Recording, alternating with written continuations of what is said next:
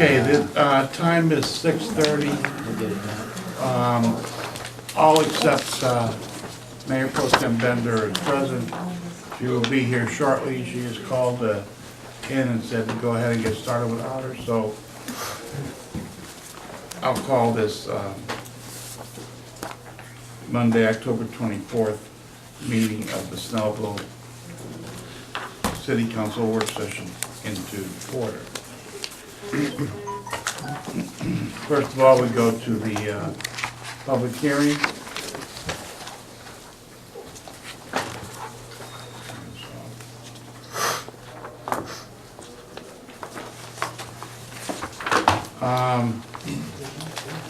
Do we have an invocation and a pledge?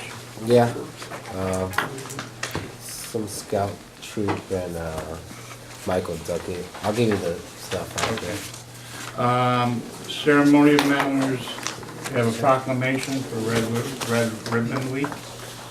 Do we have anybody here that's going to accept that, Melissa, or we're just going to be... Yes, Natasha Jordan from Comets in Action. She's a South Gwinnett High School teacher. Asha Jordan from what? South Gwinnett High School. Okay. And the organization is Comets in Action.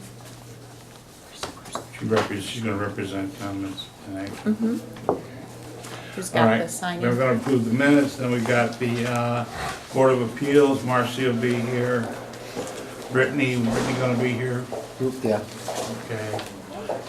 Consideration of approval of real estate transaction. Oh, sorry. Signing. Snellville Tourism and Trade, Kelly McAloon's Snellville Youth Commission. You have somebody? Yes, Sunny Stone. S-U-N-N-I. Stone, S-T-O-N-E. This is the shorter version of the proclamation. Do you want to read it? Yeah, Do you want- I'll read it. Especially If the you want to. ITOM, no, I'm not comfortable with the ITOM weights part.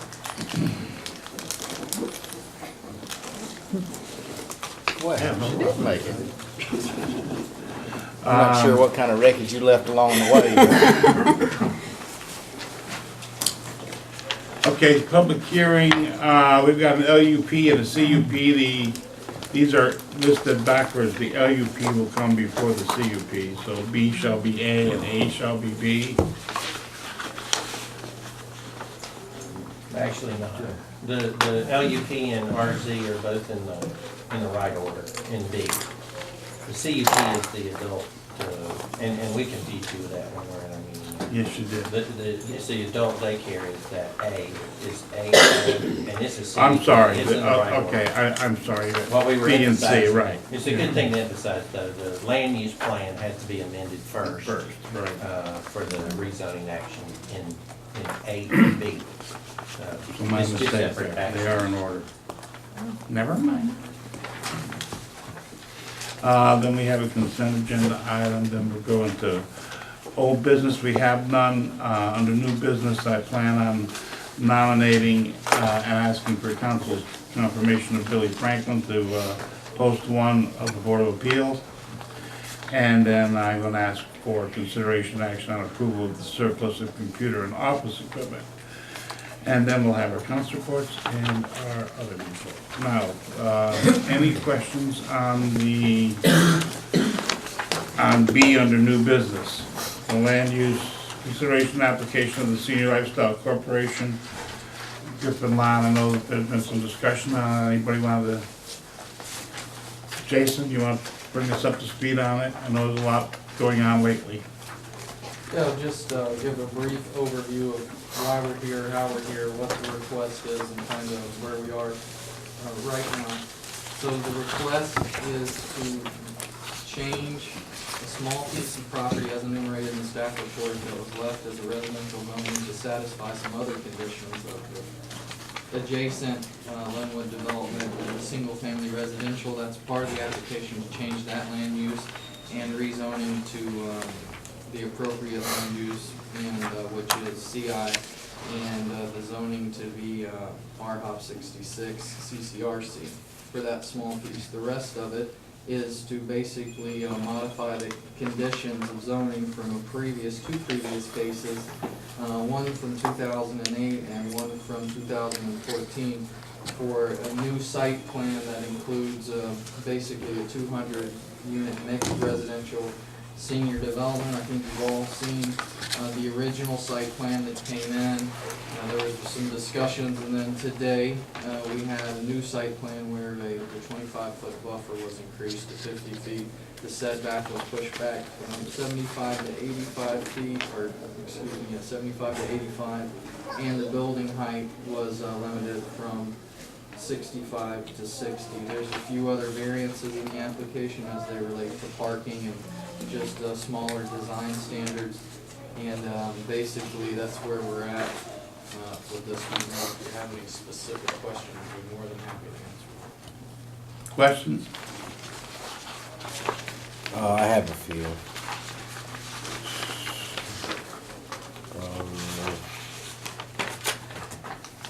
Okay, so I guess it's page 14 of the email, I guess, that Melissa sent out. I had the packet of all the, it shouldn't be this, it was part of the email that she sent out for us to look at it before. It basically says, substantial variation from constant plan, that will be determined by Director of Planning and Development and require mayor and council approval. What's the definition of substantial variation? That's a good question, because there isn't really So, there's no metrics. That's the discretionary language that we put in all of our rezoning cases. And then- is basically at the discretion of the planning. okay. Typically, then it point- refers to a big change in use of more square footage, something that's more intensive, or just a change in the footprint. We went from 45 acres to 15 acres, and now you have a total, you have a different mix and a different unit count, so. Okay, and then I guess this is a more broader question, but how does it connect to the overall, I guess, town center vision that we have long-term? Because some of the ordinances or variances that are seeking go in conflict with the current draft of the future ordinances and the current ordinance in some of the. As an example, 80%, I think part of it said 80% or 70% non-brick. The ordinance says something like 80%, so it's gonna be somewhere around 20. No, I think it was for 30% stone or brick, but what that allows, basically, you can either have one thing. We got 30 to 70. A square, rectangular, all brick building, or you can allow for some different materials that allows for more four-sided architecture, which will give you depth and relief along the elevations instead of basically a flat wall. So that's the difference, and if it's done tastefully and designed right, it can still be just as nice or high impact as 70% brick. So. And then going from 850 square feet to 450 for the individual units, there's like 200 or something of them. But isn't that like extremely small, 450 square I foot for think that? that's the floor based on, and I'll let the applicant speak a little bit more to that. They give their presentation as far as the smallest that a few of the rooms could be, given, the medical needs of the patient at the time. Okay. So not necessarily what they're all going to be. As a matter of fact, I believe the applicant stated that most of them would most likely be larger. I did the math, and it seems like a majority of them would be the small ones, except the duplex, triplex stuff. But it seems like 96 rooms in the first 3-story and 81 rooms in the second 3-story building. But I guess the applicant can speak to that.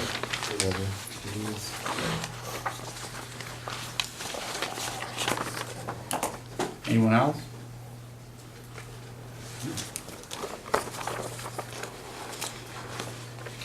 I might have other stuff still. I'm trying to look through my notes and what I wrote on here. Okay, then let's move along to our, Yeah, I've got some questions and issues, but it needs to be the applicants and Okay. so very good. I'll just wait.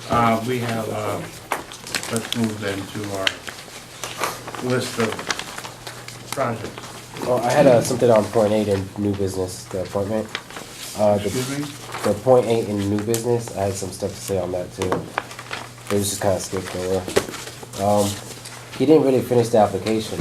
I looked at what you sent us, and he only finished page 1 and 2. We Um, put him on that, the interview, and he said it was just an oversight, but the board did ask those questions and did give answers. Right. They were satisfied. Well, since we're voting, I would like answers to those questions. I'm not sure who's here, I'm not sure. Okay. That was it on new business. Okay, let's move on to our list. Let's see, project list? Okay. Town Center Working Plan. Meetings ongoing with legal and finance folks. Have a couple of conference calls scheduled this week. I think all of the Town Center library market discussion went very positively in the town hall meeting last week. You talk about the second item there, the joint city and county plans, library market concept. I felt like we got positive feedback and good input. Does everybody agree with that? I think that, you're just kind of building up a good consensus out there. Public Relations Marketing Town Center, also ongoing. We have a couple of individual items. The Public Works brochure on all recycled paper. What's the date on that? November 4th. November 4th it will be in. And one thing, somebody had pointed out that our maps were getting a little outdated. So as an interim measure before a marketing company can come in and sell ads and update those, we're going to go with just a one-page tear-off. That if people who come in interested in a city map, we're going to have those printed. I think Tim Ryland can print those for us. So those will be available to folks. Tree replacement at DDR, everybody knows they've been through the court. Got an update from Chuck today that they are working on their planning process submittal. For the November deadline. Okay, so they are, I guess, waiting on some corporate signatures. Some corporate. Right, Chris May here, the regional guy is waiting on the corporate signatures, and then they'll have it, so if it hits the November deadline, that puts it with the planning board in December and January for a first read. Okay, And Butch, have we talked more about the interparcel access to that? at that time, Okay. yes, that'll be a big part of that. Okay. Yep. They define it? What's Oh, that? yeah, they paid their fine that day in court. The check cleared. That's a good thing. Town hall meeting, felt like we had excellent attendance and excellent input. I put a note here on the comments, mayor and council suggestions for changes, just thinking about the future, anything that you'd want to change, make different. We'll talk about topics as we get closer, but be thinking about that. Yeah, I just didn't get a chance this past week, that if we could sit down and just have a little short debriefing session. We could do it with you, me, and Eric, and anybody else that wants to join in, just to go through, because I think there were some things that, with having done 2 now, we've learned some things on setup and all of that, and just get a checklist so that every one that we do, at least we're consistent on some of those things. Because we did have some issues with this one. People were getting aggravated. I think the chairs were a little too close together, so people weren't comfortable getting up to go to the microphone because they were, having to climb over people. So it's just stuff like that. Little things. I think we could make it a little bit easier. I also think if we could have controlled the lighting a little bit more, they could have seen the screen better. Yeah. The Citizens Academy, you notice it's in yellow. It has been downgraded. We'll work on spring of next year. The UDO had staff had a great meeting, I think, with Caleb. He is working on revising the document. We're still on track for the timeline of November planning and December mayor and council adoption. That is moving forward. Charter Review Committee, we have an update tonight from Tony. in just a second. We'll go over that. eBay sales, we have an agenda item tonight. Melissa is getting closer to having everything completed. We'll finish at the November 14th Mayor and Council meeting. Recreation and Senior Planning, we're reviewing the general use application for the senior center space. The Oak Road bid is out, and we're recruiting contractors there. We've had 3 or 4 folks call about that, and there is a walk-through pre-bid meeting on November 1st on site. Roundabout construction, property negotiations continue with all of the property owners. We haven't had to address some issues since DDR is one of the property owners, and we had a little septic line conflict. Engineers finished with that, so we're trying to get over the problems. So how much longer, we're looking at a December bid date? We are. So Yep. construction would Yep. be, It'd like be, January, February? start sometime in January. We seem to have had our share of problems on this particular stretch of highway. Is this just unrecorded correctly problems, or they're just directly related to equipment operation problems, or? On, at that intersection, Well, the problems have been a septic line, a drain field that we have to deal with on one of the corners, and had to have an engineer out there and make sure we can meet all the public health requirements for relocating that.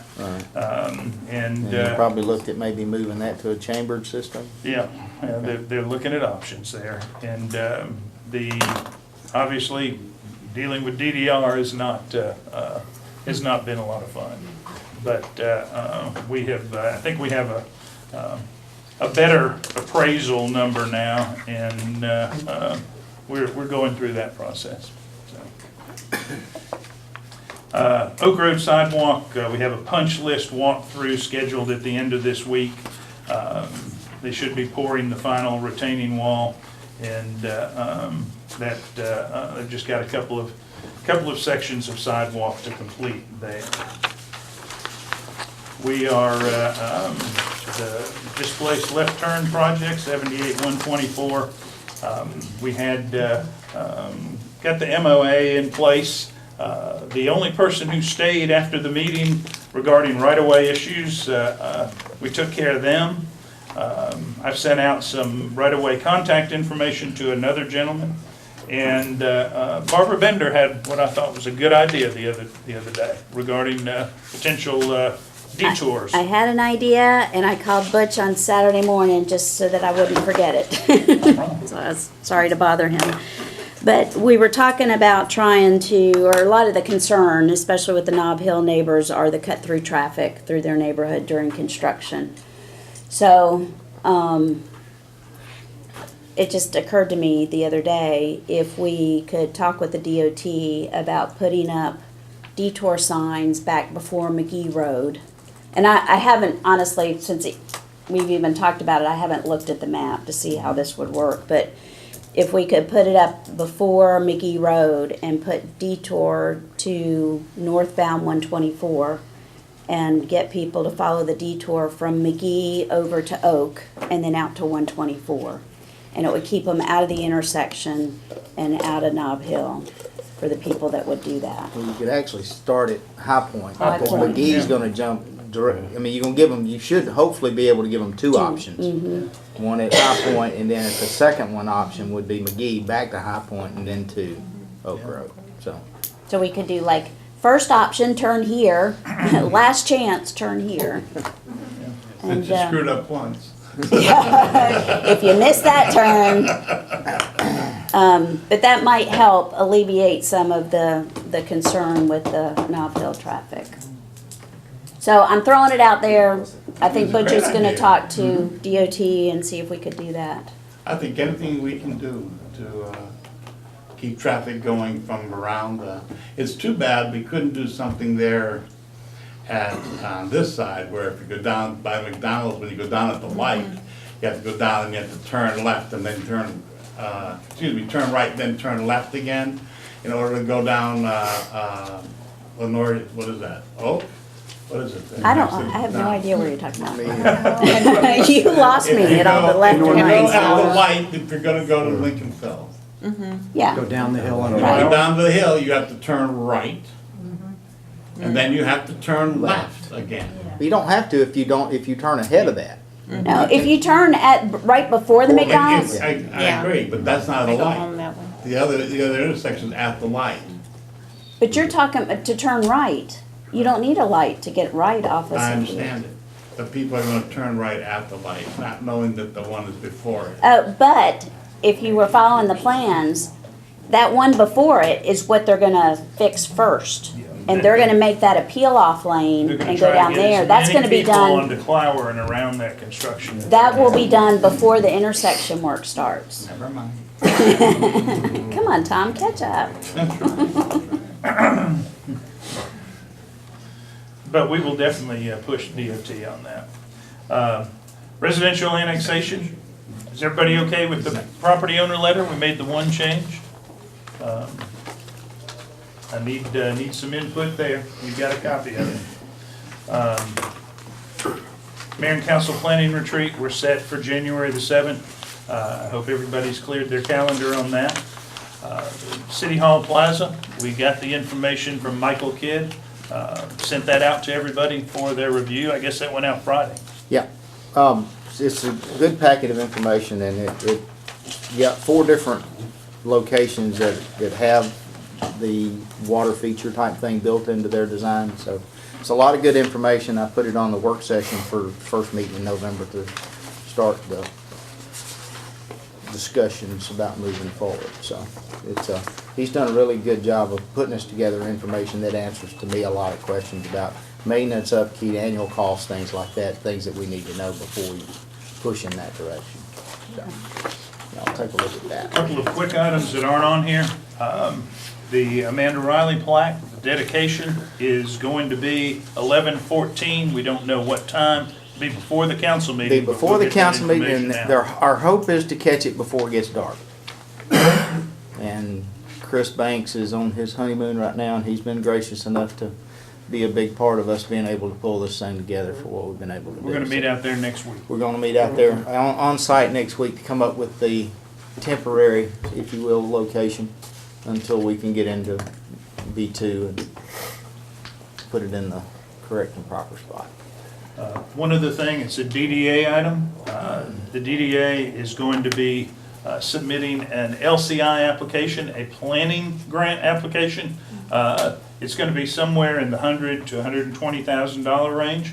Eric, you want to give them some details? There are a couple of very specific items that are necessary and beneficial to the town center. The kind of consensus thinking at this point that I'm hoping the DDA will hold a meeting this week to talk about it further, since we didn't have a forum last week. The typical funding range is $120,000 to $180,000. We could potentially apply for a little bit more than that if it's needed. The key thing that we'll need from mayor and council is if the DDA does not have enough funds to make the 20% match to the amount that we apply for, then obviously the city needs to think about helping with that match. We'll need probably a resolution from the council dedicating those funds or setting those funds aside, as well as support for the application to do that. The key activities would be a corridor study that would go from Highway 78 probably all the way north to the city line, to look at the corridor in general and some specific items. One of those specific items would be some kind of a retail commercial market study, so that we could take into consideration the kind of businesses that we want to occur in the town center and what's already in that corridor, and look at how we make it better and we don't cannibalize one to the other as we build in some of those details. See if there's anything missing. In general, I doubt there's any national chain missing. But we'll look at all of that with that retail kind of market corridor study. And then, Oh yeah, there is. Just ask the Trader Joe's people. Oh, yeah. Well, we want them in the town center. That's the kind of thing we're gonna, that's what the study will show them, is that's the place to put it. A big piece of that will be a transportation study to look at that corridor and the town center and how traffic can work together in the best way for all those pieces. And then a key piece that the DDA would like out of that effort would be an awareness campaign with all the property owners so that they can become more engaged with the property owners in their DDA district, to work more closely with them along that whole corridor.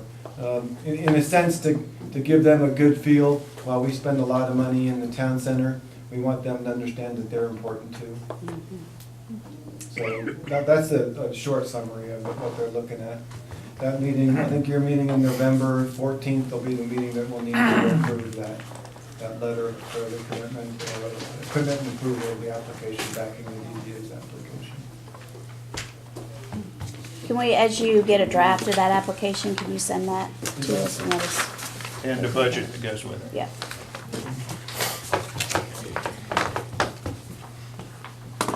Okay, during the work session of the mayor and the city council of Snellville, Georgia, Mayor, did we You miss? missed one. Just a work session agenda item, the public part.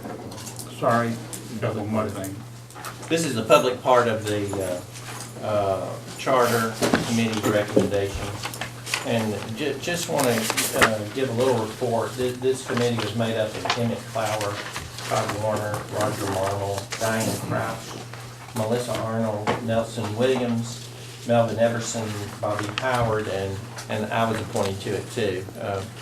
The purpose of it was to review the charter in light of what had been going on over the years with issues that were raised, creating controversy among elected officials and citizens, and just sort of step back in a very serious review by a wide cross-section of the community. Most of whom had actually participated in local government in one way or another. It was a very thoughtful group, excellent participation from everybody in the circle, complete with stories that brought home points about what was good and what was bad. The thing that you see most about the charter recommendations, which I've handed out to you, that's the recommendation of the committee, is that by far the language of the charter is in good order. There are a few targeted places that the committee saw that needed to be worked on, and that's where the recommendations. They didn't go wholesale changing everything. If you participated in some of the controversy over the time period, you notice that the form of government. So on page 1, the form of government is clearly set out to be the city manager form, and it defines that as an administrative branch and a elected legislative branch.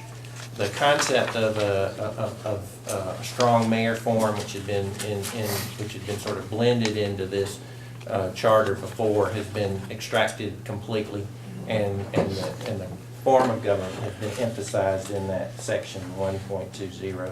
Section 1.12 is an abbreviated version of the GMA recommended powers provision, and what that does is it shortens your charter by about 10 pages of powers that were set out before. GMA no longer thinks that's necessary, and that'll keep people from being confused.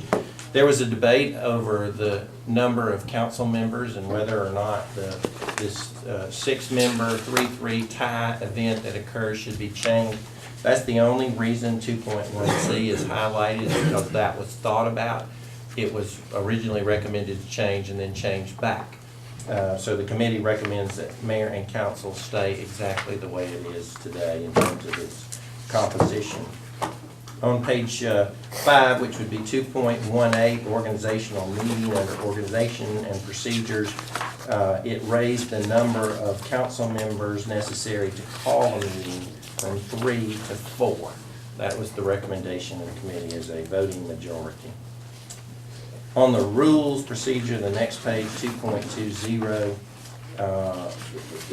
this clause was clarified because it created a misinterpretation of the authority of the mayor. And this clause was always intended to be committees that were selected of the council members. When the members of the council participate in the committee, the mayor has the exclusive authority to appoint those committees. It has nothing to do with your planning commission, any of your authorities. This is a special ad hoc provision that gives you the transportation committee made up of council members, or a specialized committee that's council members and citizens for a select purpose, like charter amendment. It gives the mayor the power to make that committee appointment if it's not a standing committee of this body.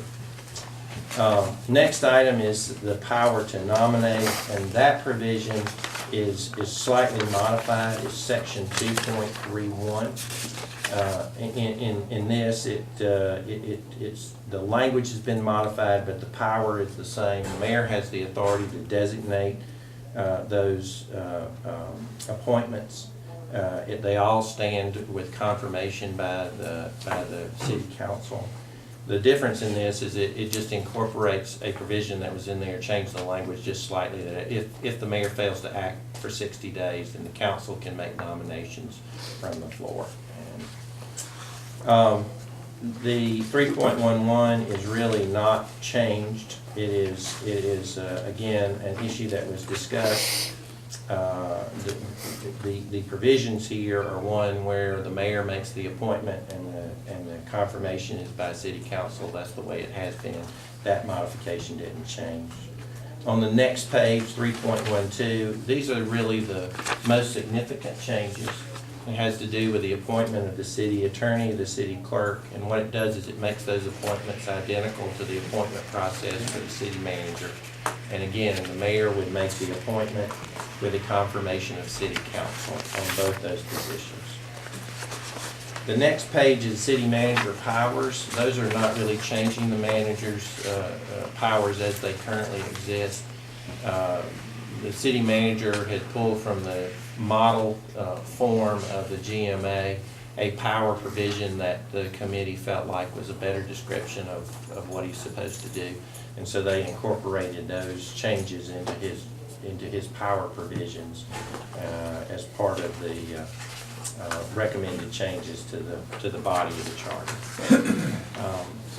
The last is section 5.16. And it has to do with the removal. And this is really, what we did in that case was we took out a lot of superfluous language that had to do with state regulations for removal of employees and officers that really didn't make any sense. And simplified the provision that says, you know, everybody at the officer level serves at the pleasure of the mayor and council. And for removal of one of these people, it takes the 4 votes. Now that's throughout your charter already. This just made it consistent and got rid of some language that was creating confusion. And, now for those who endured the litigation of 2014, this deals with all of those issues so that the city council doesn't have to revisit those difficult times. And Can you guarantee us that? well, I think I can guarantee that it would not go the same way. You know, it's much clearer and it's ethically easier to defend, and ethically, operationally, it puts your staff and particularly your appointed officials in a position of loyalty to the group. That is absolutely necessary for the groups. For your officers to operate correctly. And so, are you also doing, are there good definitions between what positions are appointed officials versus, I just remember that there was, you know, I don't even remember the language. It would take me a little while to find it in here or not, but it seemed like there was some language that would say an appointed official. There was another, I know it was an officer of the court, but it was.